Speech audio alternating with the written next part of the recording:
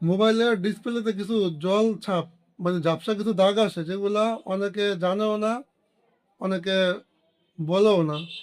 আজকে এটা নিয়ে কথা বলবো। আসসালামু আলাইকুম, আমি ফরিদ হোসেন, মোবাইল টেকনিশিয়ান।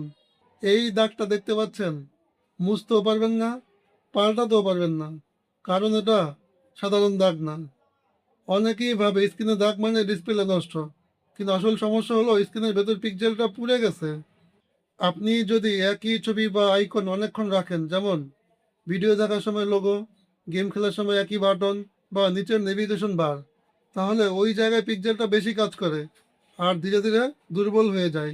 ফলে কি হয় জানেন, স্ক্রিনে সেই ছবির ছাপ থেকে যায়, স্ক্রিন বদলালেও ছায়া থেকে যায়। একেই বলে স্ক্রিন বার্ন ইন। এই সমস্যাটা বেশি হয় অ্যামোলেড বা ওএলইডি ডিসপ্লেতে, কারণ এখানে প্রতিটা পিক্সেল আলাদা আলাদা আলো দেয়। একবার হয়ে গেলে পুরোপুরি ঠিক করা প্রায় অসম্ভব। কিছু কিছু অ্যাপস দিয়ে কিছুটা কমানো যায়, কিন্তু পুরোপুরি যাবে না। তাই আজ থেকে এই কাজগুলো করুন। একই ছবি অনেকক্ষণ রাখবেন না, উজ্জ্বলতা সবসময় বেশি রাখবেন না, ভিডিও বা গেম খেলার সময় বিরতি নিন, মানে একটু খেলার পরে একটু রেস্ট নিন, আবার খেলুন। একটানা অনেকক্ষণ খেলবেন না। অন্ধকার মোড ব্যবহার করুন।